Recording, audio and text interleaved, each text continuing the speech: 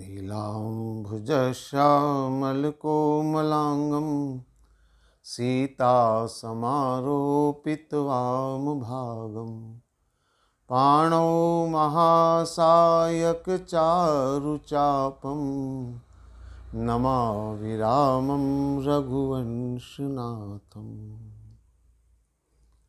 आइए श्री राम कथा को हम प्रारंभ करें। पिछले कुछ समय से लगातार हम लोग चर्चा कर रहे हैं कि भगवान राम के वनवास का दोषी कौन है, या यूं कहें कि किसके कारण राम को वनवास झेलना पड़ा। हमने मंथरा के चरित्र पर भी चर्चा करी, कैकेयी के चरित्र पर भी हमने चर्चा करी, महाराज दशरथ के चरित्र पर भी हमने चर्चाएं करी। और मैंने जब भी किसी पात्र की चर्चा करी, आपसे निवेदन किया कि हमें लगता है कि मंथरा दोषी है, कैकेयी दोषी है, दशरथ जी दोषी है, लेकिन अगर गंभीरता से विचार करेंगे तो हमें पता चलेगा कि ये कोई दोषी नहीं है। तो फिर कौन है कारण? भगवान राम का वनवास कैसे और क्यों हुआ? हमने अनेक पात्रों की जब चर्चा करी है, आज एक पात्र की और चर्चा मैं आपसे करना चाहूंगा। संभवतः इस पूरे घटनाक्रम के वह आधार है, इस पूरे घटनाक्रम की वो धुरी है। और मजे की बात यह है कि जब भी राम कथा पढ़ी जाती है, सुनी जाती है, कैकेयी मंथरा को दोष दिया जाता है, दशरथ जी को कोसा जाता है, लेकिन उस पात्र पर चर्चा नहीं होती है। आइए हम उस पात्र की आज चर्चा करें जो इस घटनाक्रम के प्रमुख कहे जा सकते हैं। और आप जानते हैं वो कौन है? आपके मन में शायद चल रहा होगा विधाता है, स्वयं भगवान राम है। विधाता की चर्चा तो मैं पहले कर चुका हूं, विधि के विधान की बात मैं कर चुका हूं, लेकिन आज एक महत्वपूर्ण पात्र की चर्चा मैं करने जा रहा हूं। और वह पात्र कोई और नहीं है, वह है गुरु वशिष्ठ जी। सुनने में थोड़ा अभी आपको अटपटा लग रहा होगा, लेकिन अगर देखा जाए तो इस पूरे घटनाक्रम के पीछे संचालक की भूमिका में अगर कोई है तो वह गुरु वशिष्ठ जी। आप याद करिए, महाराज दशरथ के मन में जब राम को राजा बनाने का विचार आया, श्रवण समीप भय श्रुत केसा मनो जरठपन असुपदेशा, जब उन्हें लगा कि मुझे बुढ़ापा आ गया है और अब मुझे चौथापन आने से मुझे संन्यास लेना चाहिए, गुरु जी के पास गए। यह विचारी उर आन इंद्रप सुदिन सौसर पाए, प्रेम पुलकितन मुदित मन गुरु ही सुनायहु जाए। जब गुरु जी के पास गए, उन्होंने अपना विचार व्यक्त किया, तो जानते हैं गुरु वशिष्ठ जी ने, जब दशरथ जी ने कहा आप बढ़िया सा मुहूर्त निकालिए जिसमें कि राम को राजा बनाया जाए, तो गुरु वशिष्ठ जी क्या बोले? गुरु वशिष्ठ जी बोले, बेग विलंबन करिए नृप, साजिए सबही समाज। जल्दी से करो। बोले मुहूर्त किस दिन का है? तो गुरु वशिष्ठ जी बोले सुदिन सुमंगल तब ही जब राम होय जुगराज। तब ही जब, अब ही नहीं, तब ही, तब वह दिन बड़ा शुभ होगा जब राम राजा बनेंगे। गुरु वशिष्ठ जी के शब्दों को जरा बारीकी से समझिए। यानी गुरु वशिष्ठ जी ने यह कभी नहीं कहा कि 7 दिन बाद राम राजा बनने के लिए अच्छा मुहूर्त है, 10 दिन बाद का मुहूर्त श्रेष्ठ है ना। वो कहते जब भी राम राजा बनेंगे। जब भी का मतलब मतलब वो जानते कि अभी राम राजा नहीं बनने वाले, क्योंकि ये सारी योजना के योजनाकार अगर कोई है तो वह गुरु वशिष्ठ जी है। गुरु वशिष्ठ जी अयोध्या के राजगुरु हैं। वैसे गुरु वशिष्ठ जी आध्यात्मिक जगत के योगी हैं। उन्हें ब्रह्म ऋषि कहा गया। एक आध्यात्मिक पुरुष का अयोध्या की राजनीति से क्या लेना देना? अक्सर ये बात उठती है। पिछले 57 सालों से मैं भ्रमण कर रहा हूं, मेरे सामने कई बार इस तरह के प्रश्न आते हैं कि धर्म और राजनीति में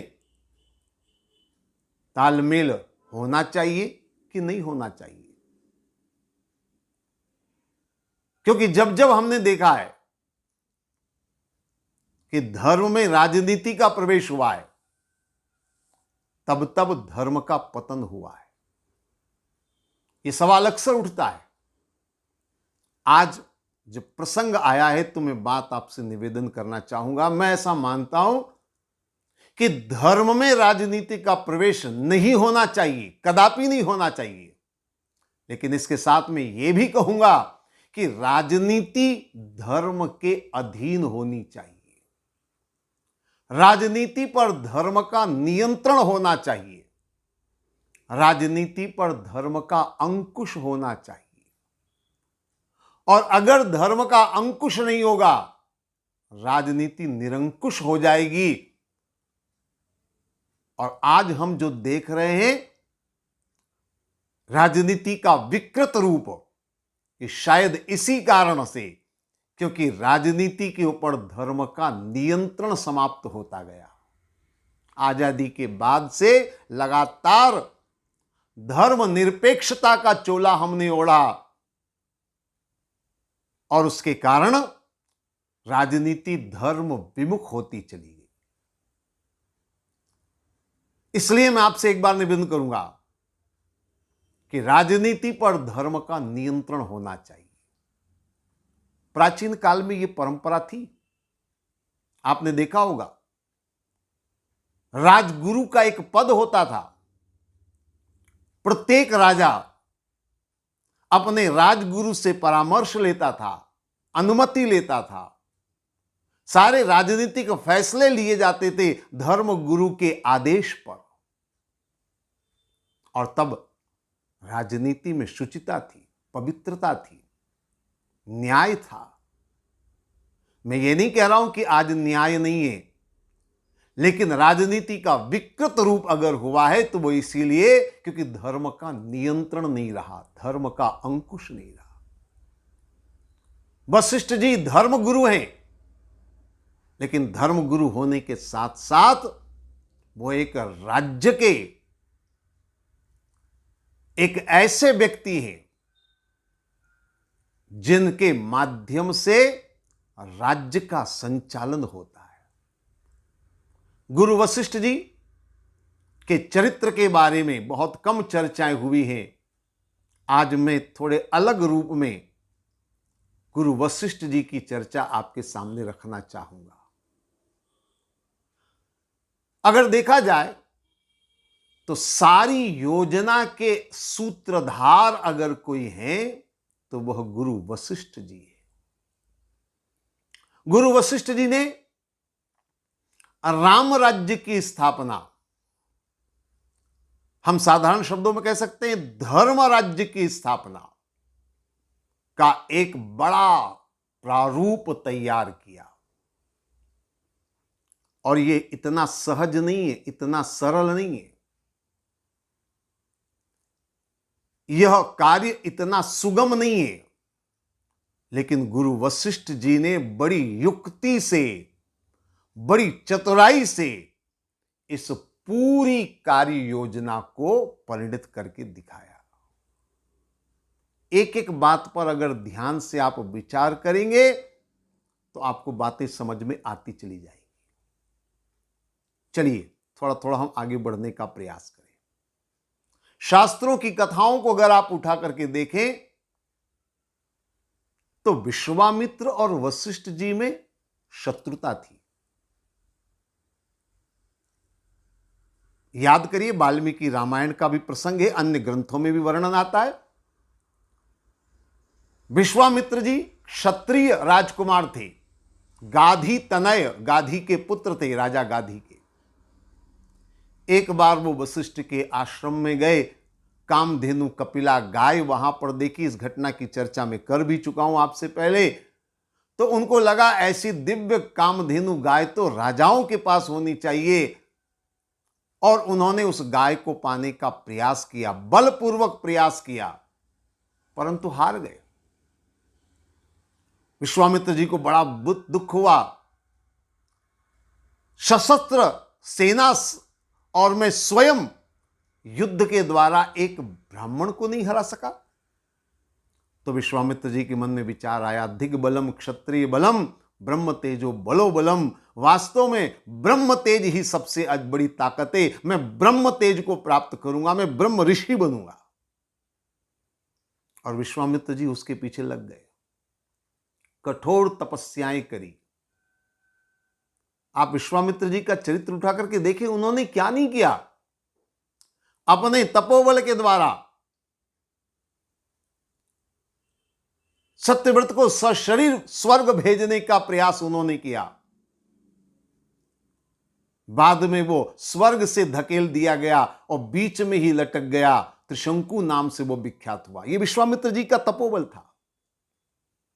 तो विश्वामित्र जी ने कठोर तपस्याएं साधनाएं करी, लेकिन उसके बाद भी ब्रह्म ऋषि नहीं बन पा रहे थे। एक बार तो ऐसा शास्त्रों में वर्णन आता है, छुरा लेकर के पहुंच गए विश्वामित्र और पेड़ की डाली के ऊपर बैठे, कब मौका मिले और मैं वशिष्ठ का वध करूं, क्योंकि जब तक ये जिंदा रहेगा मैं ब्रह्म ऋषि शायद नहीं बन पाऊंगा।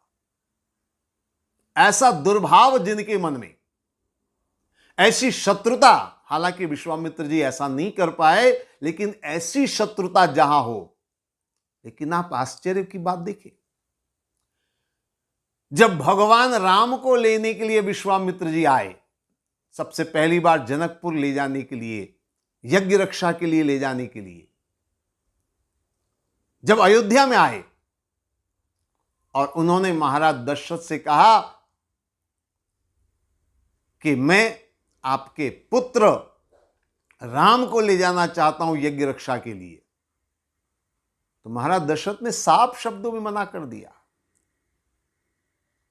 बोले, आप मुझे ले चलिए यज्ञ रक्षा के लिए, मेरी सेना को आप आदेश दीजिए, लेकिन मैं अपने बालकों को नहीं भेजूंगा। बड़ी मुश्किल से चौथे पन में मुझे संतान का सुख मिला है और मैं असुरों के संहार के लिए उन्हें भेजूं? मना कर दिया।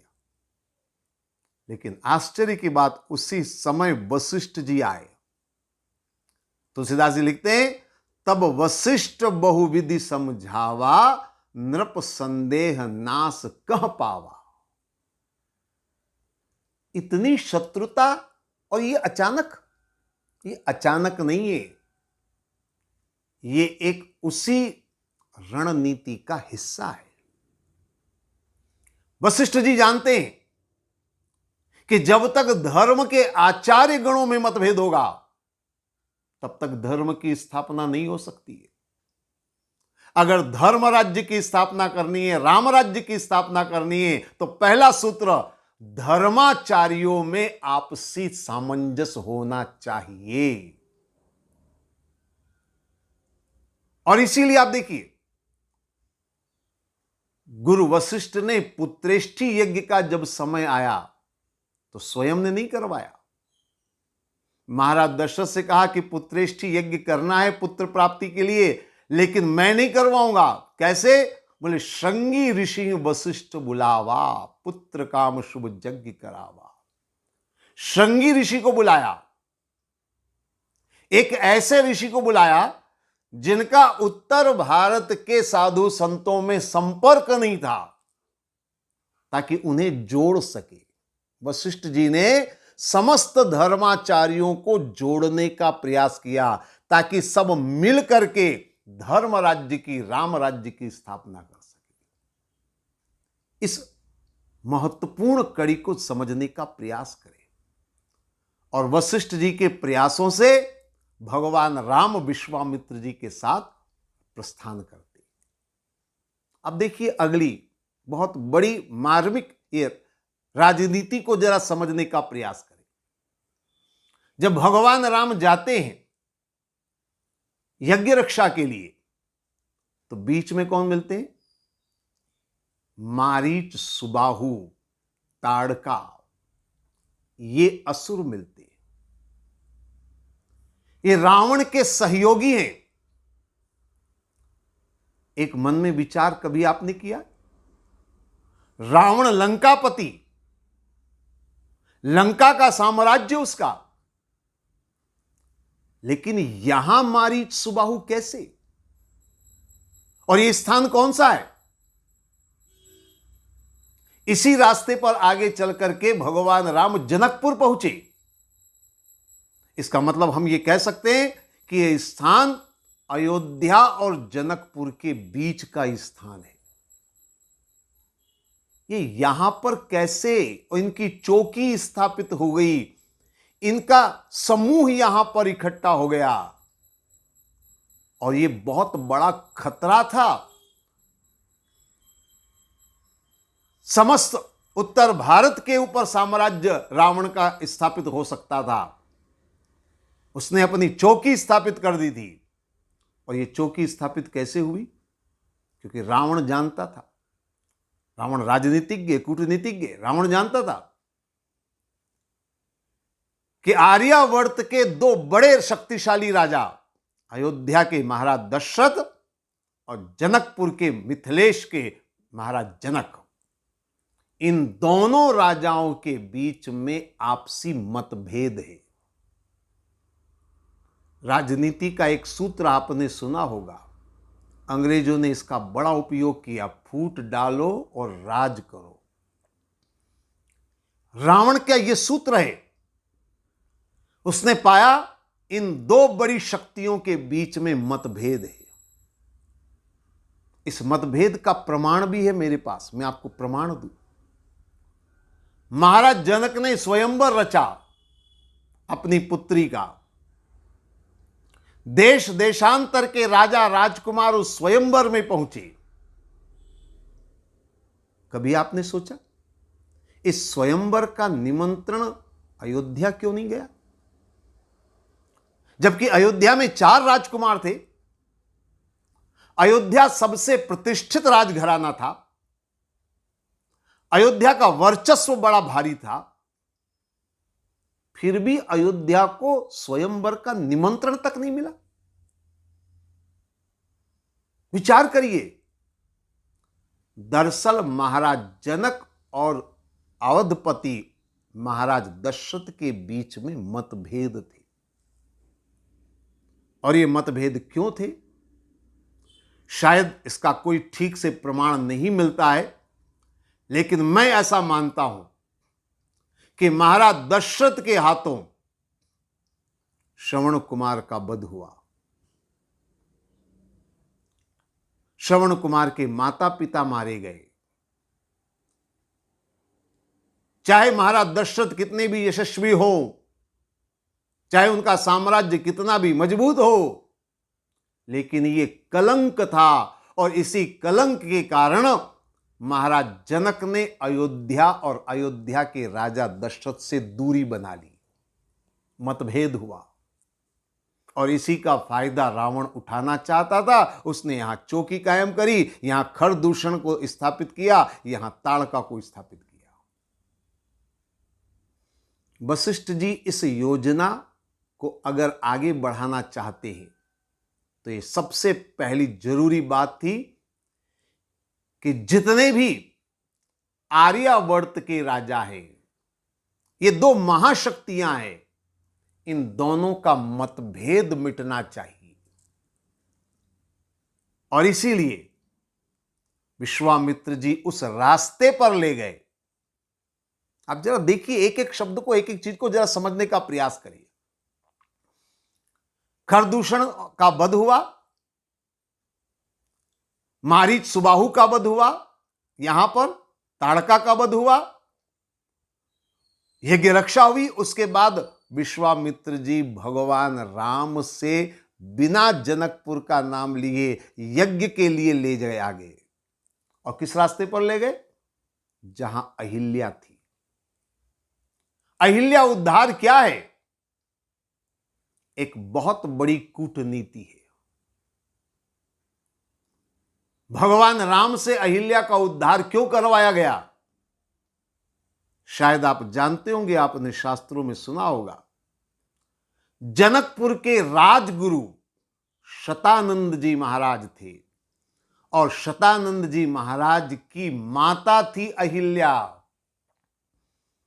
विश्वामित्र जी ने उस रास्ते को चुना जिससे अहिल्या उद्धार हो सके, और अहिल्या उद्धार होने का परिणाम यह निकला कि शतानंद जी महाराज कृतकृत्य हो गए, क्योंकि उनकी मां का उद्धार हो गया। और इसका प्रभाव जनकपुर के ऊपर पड़ा, महाराज जनक के ऊपर पड़ा। और इसीलिए महाराज जनक ने भगवान राम का बड़ा भव्य सत्कार किया, आदर किया, सम्मान किया। और फिर राम के द्वारा धनुष टूटने से ये दो महाशक्तियां जिनमें मतभेद था, दोनों मिलकर एक हो गई। ये बहुत जरूरी है। अगर आर्यावर्त में अगर एक राज्य की स्थापना, धर्म राज्य की स्थापना, राम राज्य की स्थापना करनी है, तो संगठित होना जरूरी है। और वही काम किया वशिष्ठ जी ने विश्वामित्र जी के माध्यम से, इन दोनों शक्तियों को संगठित कर दिया। अब संगठित तो कर दिया, लेकिन और भी कई छोटे मोटे राजा राजकुमार थे। वशिष्ठ जी जानते हैं, राम जब वनवास जाएंगे, अयोध्या पर कोई राजा नहीं होगा, तो कोई भी छोटे मोटे राजा अयोध्या पर बुरी नजर डालेंगे, अयोध्या पर अधिकार जमाने की चेष्टा करेंगे, आक्रमण कर सकते हैं। इसलिए योजना का अगला हिस्सा देखिए। जैसे ही धनुष टूटा, राजाओं ने विरोध के स्वर मुखरित करने शुरू किए। राम के विरोध में कुछ राजाओं ने आवाज उठानी शुरू करी, और उसी समय परशुराम जी का आगमन हो गया। ये परशुराम जी का आगमन क्या है? ये एक सोची समझी योजना है। क्योंकि परशुराम जी ने क्षत्रियों का सर्वनाश किया है, परशुराम जी के सामने सब थर थर कांपते हैं। आपने देखा होगा, जैसे परशुराम जी जनकपुर की सभा में पहुंचे, वो सारे राजा राजकुमार लगे, सारे दंडवत प्रणाम करने के लिए लग गए। पिता समेत लीन निज नामु, अपने पिता का, खानदान का नाम ले लेकर के प्रणाम करने लग गए। लगे करन सब दंड प्रणाम, सब प्रणाम कर रहे हैं परशुराम जी को। अब परशुराम जी ने थोड़ा अपना दिखाया क्रोध, ऐसा लगा परशुराम जी अभी राम का वध कर देंगे। थोड़ी देर चलती रही, और अंत में क्या हुआ? अंत में परशुराम जी दंडवत गिर पड़े। क्षमो क्षमा मंदिर दो भाई, दंडवत करके गिर पड़े। अब जब परशुराम जी को दंडवत गिरते हुए देखा, परशुराम जी को हार मानते हुए देखा, परशुराम जी को राम के सामने घुटने टेकते हुए देखा, तो इन राजाओं के मन में एक बात बैठ गई कि राम और राम के अयोध्या से बेर करना हमारे बस की बात नहीं। जहां विश्वामित्र जी स्वयं हार मान गए, वहां हमारी क्या औकात, हमारी क्या हैसियत कि हम अयोध्या से मुकाबला कर सके। और इसलिए एक महत्वपूर्ण बात देखिए, भगवान राम 14 वर्ष वनवास में रहे। अयोध्या के राज सिंहासन पर कोई राजा नहीं था, लेकिन इन 14 साल में किसी एक राजा ने भी अयोध्या पर आक्रमण करने की कुचेष्टा नहीं करी। यह है राजनीति। इसको राजनीति का एक स्वरूप समझिए। और वशिष्ठ जी ने ऐसी अद्भुत योजना बनाई कि जिससे कि कहीं कोई युद्ध नहीं, कोई संग्राम नहीं, लेकिन फिर भी राम राज्य की स्थापना हो।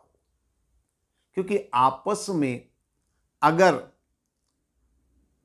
छोटे मोटे राजा ही आपस में लड़ते रहेंगे तो असुरों से संग्राम कैसे होगा, आसुरी शक्तियों का सर्वनाश कैसे होगा। और जब तक आसुरी शक्तियों का सर्वनाश नहीं होगा तब तक धर्म की स्थापना कैसे होगी। इसलिए जितने धर्म के अनुयायी हैं, जितने धर्मावलंबी हैं, उनको एकजुट करने की आवश्यकता थी। और इसलिए वशिष्ठ जी ने ऐसी योजना बनाई जिससे कि सब एकजुट हो सके।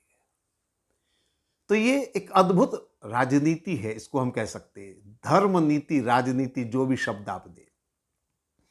और इस राजनीति में, इस योजना को आगे बढ़ाने में महारानी कैकेयी का भी योगदान है। हालांकि कैकेयी जानती थी कि इसकी बड़ी कीमत मुझे चुकानी होगी, सदा सदा के लिए मुझे बदनामी झेलनी होगी, अपमानित जीवन जीना होगा। लेकिन कैकेयी राम राज्य की स्थापना के लिए, धर्म राज्य की स्थापना के लिए यह बलिदान देने को तैयार हुई। और इसलिए कैकेयी की महानता का गुणगान भगवान राम करते हैं। धन का त्याग, पद का त्याग करना आसान है, लेकिन सम्मान का त्याग करके अपमान को गले लगाना इतना आसान नहीं है। वो काम कैकेयी ने किया। इस धर्म राज्य की स्थापना में महाराज दशरथ को प्राण भी त्यागने पड़े, बलिदान की भी आवश्यकता है। तब जाकर के धर्म राज्य की स्थापना होती है, राम राज्य की स्थापना होती है। कीमत चुकानी पड़ती है और वो कीमत चुकाई। अब देखिए, इस योजना को थोड़ा और विस्तार से समझने का प्रयास करें। भगवान राम को वनवास दिया, वनवास का रास्ता साफ हुआ, भगवान राम वनवास में गए। लेकिन पग पग पर हमें बहुत सारी बातें ऐसी देखने को मिलती हैं जिससे लगता है कि कहीं ना कहीं कोई ना कोई इसके पीछे योजनाकार है। देखिए, आप भरद्वाज मुनि के आश्रम पर पहुंचे भगवान राम। शब्दों को जरा ध्यान समझना। भरद्वाज मुनि के आश्रम पर पहुंचे और क्या बोले? राम सप्रेम कहो मुनि पाही, नात कही हम कहीं मग जाएं। भरद्वाज मुनि से क्या पूछ रहे? मुनिवर हमें बताइए हम किस रास्ते से जाएं। शब्दों पर ध्यान देना, कहां जाएं ऐसा नहीं पूछा, किस रास्ते से जाएं। अच्छा, मान लो अगर आपको कोई राहगीर मिले और वो राहगीर आपसे पूछे मैं किस रास्ते से जाऊं, और वो ये ना बताए कि मुझे जाना कहां है, तो आप बता पाएंगे? नहीं बता पाएंगे। किस रास्ते पर जाएंगे आप? पूछना था कि हमको यहां जाना है, लेकिन ऐसा नहीं। क्योंकि कहां जाना है, कहां रुकना है, कहां विश्राम करना है, ये सारी योजना वशिष्ठ जी पहले से बता चुके हैं, सारी योजना बना चुके हैं। और ये जितने ऋषि मुनि रास्ते में हैं वो सब उस योजना को क्रियान्वित करने में लगे हुए हैं। इसलिए राम ने सीधा पूछा, रास्ता कौन सा है हमारा, किस रास्ते से जाएं? और भरद्वाज जी भी, मुनिमन बिहसी राम सन कहीं, सुगम सकल मग तुम कहूं आही। भगवान की बात सुनकर के मुस्कुराए भरद्वाज जी और बता दिया रास्ता। कुछ शिष्यों को बुलाया, सबई राम पर प्रेम अपारा, सकल कहीं मग दीख हमारा। भरद्वाज जी ने अपने शिष्यों को बुलाया, बहुत सारे आ गए और सब कह रहे हैं हमने रास्ता देखा है, हमने रास्ता देखा। अरे जाना कहां है, ये कोई नहीं बोल रहा है। क्योंकि पहले से निर्धारित है जाना कहां है, पूछने की आवश्यकता नहीं है, केवल रास्ते की बात चल रही है, रास्ता दिखाना है, रास्ता दिखाना है। तो ये योजना बड़ी अद्भुत योजना है। आगे देखिए आप, फिर पहुंचे वाल्मीकि के आश्रम पर। वहां भी आप देखिए, अस जिय जान कहूं सोई ठाहूं, सिय सौमित्र सहित जह जाऊं। वाल्मीकि आश्रम से पूछते कहां रहूं, मतलब मेरे लिए ठिकाना कौन सा आप ऋषियों ने निर्धारित किया है, कहां रहूं मैं सीता और लक्ष्मण के साथ। बता दिया, चित्रकूट में वास करिए। यानी राम को किस रास्ते से ले जाना है, किस जगह राम को रुकना है, ये सारी कार्य योजना वशिष्ठ जी और ऋषियों की बनाई हुई है। ये उसका प्रमाण मैं थोड़ा सा आपको दे रहा हूं। और चित्रकूट के बाद जब आगे बढ़ते हैं पंचवटी के लिए, तो आपने देखा होगा अलग अलग ऋषियों की तरफ राम जाते हैं। अत्रि के आश्रम पर भी गए, सुतीक्षण, सरभंग और अनेक ऋषियों के वहां पर गए। और सारे ऋषि मुनि जानते थे आसुरी शक्ति का सर्वनाश करना है, लेकिन राम आदर्श पुरुष है। शायद वो ऐसा सोच सकते हैं कि मेरी अगर शत्रुता नहीं है तो मैं उनका वध क्यों करूं, और वो मना कर देते संहार के लिए। इसलिए ऋषियों ने योजना बना रखी थी। उन्होंने क्या किया, बोले अस्थि समूह देख रघुराया। ऋषि मुनि सब ले गए, अस्थियों का ढेर दिखाया। अस्थि समूह देख रघुराया, पूछी मुनि लागी अति दाया। भगवान राम ने पूछा ये इतनी अस्थियां कैसे? बोले सब ऋषि मुनियों को राक्षस मार मार कर खा गए। उसी समय राम ने प्रण कर लिया, निश्चर हीन करो मैं भुज उठाए प्रण कीन, सकल मुनिन के आश्रम जाय जाय सुख दी। राम को ये प्रेरित करना था कि आसुरी शक्तियां साधु संतों के लिए कितनी घातक है, साधु संतों को मार रही है आसुरी शक्तियां। तब जाकर के राम संकल्पित हुए। तो ये आसुरी शक्तियों का सर्वनाश करने की एक बड़ी योजना है।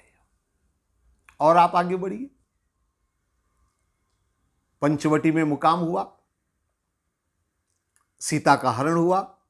भगवान राम सीता जी की खोज करते करते करते करते आगे बढ़े, शबरी के आश्रम पर पहुंचे। शबरी से वार्तालाप हुई और अंत में शबरी क्या कहती है? शबरी कहती है पंपा सरहि जाहु रघुराई, तह हो हई सुग्रीव मिताई। आप यहां से पंपा सरोवर जाइए, वहां आपकी सुग्रीव से मित्रता है, पूर्व निर्धारित है। तहां हो ही सुग्रीव मिताई, सुग्रीव से मित्रता निर्धारित है, बाली से नहीं। बहुत ध्यान से आप समझना इस राजनीति को। बाली से मित्रता नहीं, क्योंकि बाली और रावण में मित्रता है। अगर राम की मित्रता बाली से होगी तो बाली कहेगा सीता को ही तो लाना है, मैं अभी से सम्मान लेकर आ जाऊंगा। और बाली जाता, रावण को दो फटकार लगाता और सीता मैया को ससम्मान लेकर आता। तो बताइए आसुरी शक्तियों का सर्वनाश कैसे होता? इसलिए योजना यह है कि सुग्रीव से मित्रता हो। बाली चूंकि रावण से मिला हुआ है और बाली के चरित्र में भी खोट है, इसलिए बाली का विनाश हो। और आप विचार करिए थोड़ा, लंकापति रावण, विश्व विजयी लंकापति रावण पर राम ने चढ़ाई कर दी, युद्ध कर दिया, संहार कर दिया, लेकिन अयोध्या का एक भी सैनिक हताहत नहीं हुआ, एक भी सैनिक नहीं मारा गया। इसी को कहते हैं सफल राजनीति, अद्भुत राजनीति। अयोध्या का बाल भी बांका नहीं हुआ और सारे आसुरी शक्तियों का सर्वनाश हो गया। सुग्रीव से मित्रता करके बाली की सेना का ही उपयोग रावण के युद्ध में किया गया और इस तरह से अयोध्या को हर तरह से सुरक्षित रखा गया, अयोध्या के नागरिकों को सुरक्षित रखा गया। और राम जानते थे गुरु वशिष्ठ जी, युद्ध के समय हो सकता है रावण अयोध्या पर भी हमला करे, ताकि राम अयोध्या के हमले को सुनकर के उल्टे पांव अयोध्या को बचाने के लिए भागे। यह हो सकता था, रणनीति है। वशिष्ठ जी बहुत अच्छी तरह राजनीति को जानते हैं, इसलिए उन्होंने भरत जी को नंदीग्राम में स्थापित किया। भरत जी चाहते थे मैं अयोध्या में न रहूं, तो वशिष्ठ जी ने कहा आप नंदीग्राम में रहिए। भरत जी की भी मन को संतुष्टि हो गई और गुरु वशिष्ठ जी ने भरत जी को नंदीग्राम में रख करके एक बहुत बड़ा कार्य साध लिया। भरत जी से कहा आप नंदीग्राम में हैं, तापसी वेश में हैं, लेकिन राम की सत्ता की सुरक्षा करना आपका दायित्व है, इसलिए आपको सतर्क रहना है राम के राज्य की रक्षा करने के लिए। और इसीलिए देखिए आप, जब हनुमान जी संजीवनी बूटी लेकर आ रहे थे तो एक सजग प्रहरी की तरह से भरत जी ने तुरंत बाण चलाया। हनुमान जी नीचे गिर पड़े, पता चला ये राम के शत्रु नहीं, राम के सेवक हैं। वापस उनको हनुमान जी को शक्ति प्रदान हुई और वो गए। इसका मतलब यह है कि अयोध्या की सुरक्षा का पूर्ण प्रबंध वशिष्ठ जी ने कर रखा था। तो ये एक अद्भुत राम राज्य की स्थापना की राजनीति है और वशिष्ठ जी पूरी योजना को बना करके सफल क्रियान्वित करते हैं और अंत में जब सारी आसुरी शक्तियों का सर्वनाश हो जाता है, तब जाकर के राम राज्य की स्थापना होती है। राम राज्य की स्थापना धर्म राज्य की स्थापना, और इस धर्म राज्य की स्थापना में एक तो महत्वपूर्ण है आसुरी शक्तियों का सर्वनाश हो। और आसुरी शक्तियों का सर्वनाश कब होगा? जब सारे अपने अपने मतभेद बुला करके संगठित हों, जैसे जनक और महाराज दशरथ एकजुट हुए, संगठित हो। और केवल व्यक्तियों के संगठित होने से नहीं, बल्कि ऋषि मुनियों को भी आपस में, यानी धर्माचार्यों का भी समन्वय होना परम आवश्यक है। राम ने वनवास में जाकर के भील, आदिवासी, गरीब, उन सब को गले लगा करके ये समाज को संदेश दिया है कि राम राज्य का अर्थ है जहां छोटे बड़े सब भगवान के प्रिय हैं, सबको भगवान ने गले लगाया, सबको भगवान ने अपनाया। ऐसा धर्ममय राज्य की स्थापना वशिष्ठ जी ने करी और इसीलिए ये सारी योजना के सूत्रधार अगर हैं तो वह वशिष्ठ जी है। और इसलिए मैं कहता हूं, भगवान राम के वनवास का अगर कोई है महत्वपूर्ण पात्र तो वह है गुरु वशिष्ठ जी। लेकिन अंत में मैं फिर से कहना चाहूंगा कि इस राम के वनवास में वशिष्ठ जी को हम दोषी नहीं मान सकते। दोषी इसलिए नहीं मान सकते क्योंकि उनकी कार्य योजना वास्तविक राम राज्य की स्थापना थी, धर्म राज्य की स्थापना थी। और ऐसे महान उद्देश्य को पूर्ण करने के लिए, समाज को संगठित करने के लिए, धर्म शक्ति को एकजुट करने के लिए अगर वशिष्ठ जी ने ऐसी योजना बनाई है तो निश्चित रूप से गुरु वशिष्ठ जी का महत्व अपने आप में और भी ज्यादा बढ़ जाता है। इसलिए उनको दोषी नहीं कह सकते, बल्कि कहना चाहिए उनकी कृपा से ही यह सारा कार्य संपादित हो सका। तो वशिष्ठ जी का चरित्र अपने आप में बड़ा अद्भुत है। समय हो रहा है, आज ज़्यादा विस्तार से और मैं बात नहीं कर पाऊंगा। आगे हम और बढ़ेंगे, कुछ बातें और करेंगे। आज इतना ही। ओम सर्वे भवन्तु सुखिदा, सर्वे सन्तु निरामया, सर्वे भद्राणि पश्यन्तु, माँ कश्चित् दुःख भाग् भवेत्। ओम शांति शांति शांति।